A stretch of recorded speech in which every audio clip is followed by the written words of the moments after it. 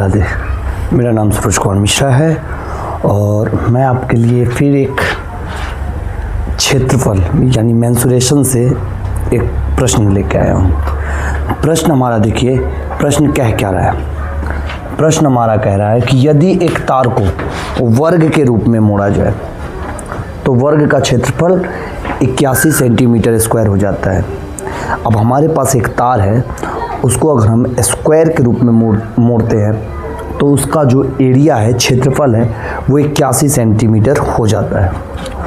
तो अगर हम उसी तार को अगर वृत्त के रूप में मोड़ा जाए, इसी तार को वृत्त के रूप में मोड़ा जाए तो वृत्त का जो व्यास होगा यानी डायमीटर, फॉर एग्जांपल के लिए देखिए यहाँ पर क्या है कि अगर एक तार है, मान लीजिए एक तार है जिसको हमने किस रूप में मोड़ा सर, वर्ग के रूप में, तो इसका टोटल एरिया जो है 81 सेंटीमीटर स्क्वायर। अब देखिए हमारे पास क्या है कि एक तार है जिसको मैंने स्क्वायर के रूप में मोड़ा है। अब ये इसका हमें किनारा नहीं मालूम है कि इसका मतलब कि ए से लेके बी तक का लेंथ क्या है, मतलब कि इसका साइड हमको मालूम नहीं है, लेकिन ये हमको पता है कि इसका टोटल एरिया 81 सेंटीमीटर स्क्वायर है।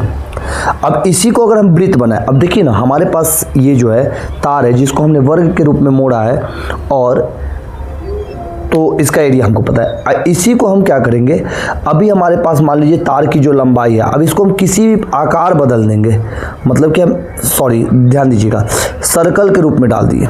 क्या अभी भी तार वही है, अभी भी देखिएगा तार वही है। अब इसको किसी भी प्रकार से हम इसको रेक्टेंगल शेप यानी आयत के शेप में बना दे, या फिर सर्कल के शेप में बना दे, या फिर स्क्वायर के शेप में बना दे, हमारा तार का लेंथ घटेगा बढ़ेगा नहीं।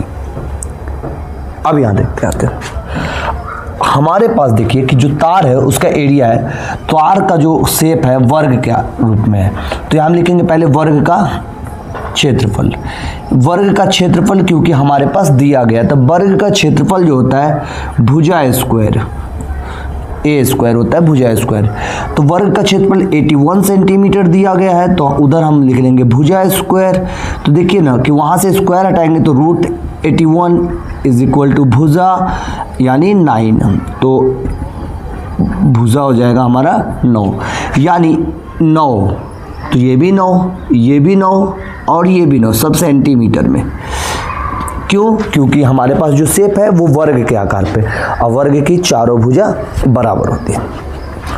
अब देखिए ना हमने इसी तार को क्या किया है सर,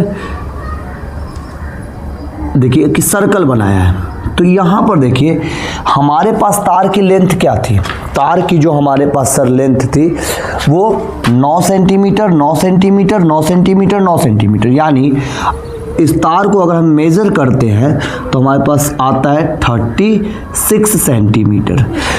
अब यहाँ से देखिए वो तार, जो उसी तार को मैंने वृत्त बनाया तो 36 सेंटीमीटर, जो कि इसकी क्या हो रही है सर, परिधि। क्या हो रही है? परिधि, सरकमफ्रेंस, इसकी परिधि हो गई। अब देखिए ये जो हमने तार बनाया इसका सरकमफ्रेंस हमें मालूम हो गया, क्यों? चारों भुजा का योग। अब इसकी परिमिति चाहे इसकी परिधि, बात तो बराबर है। तो हम लिखेंगे वृत्त की परिधि। वृत्त की परिधि का फॉर्मूला होता है 2 पाई आर। तो यहाँ 36 दिए हुए हैं, 2 पाई आर, तो 2 से कैंसिल हो जाएगा, 18 बराबर 22/7 गुने आर। तो यहाँ पर देखिए हो जाएगा 18 गुने 7/22 बराबर आर, कट जाएगा तो ये इसका 9, इसके 11, 63/11 बराबर आर। यहाँ पर हमारा देखिए कि रेडियस हमें मालूम हो गया, रेडियस। अब यहाँ देखा बोला है वृत्त का व्यास क्या होगा, वृत्त का व्यास क्या होगा, रेडियस मालूम है तो व्यास निकालना यानी डायमीटर।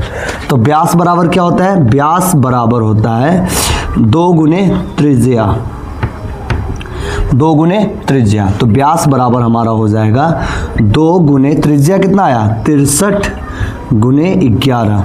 अब यहाँ देखिए नीचे से तो कटेगा नहीं, तो गुना कर लीजिए 126/11, उसके बाद डिवाइड करके आप अपना जो आंसर है कमेंट बॉक्स में फेंक के मारिए।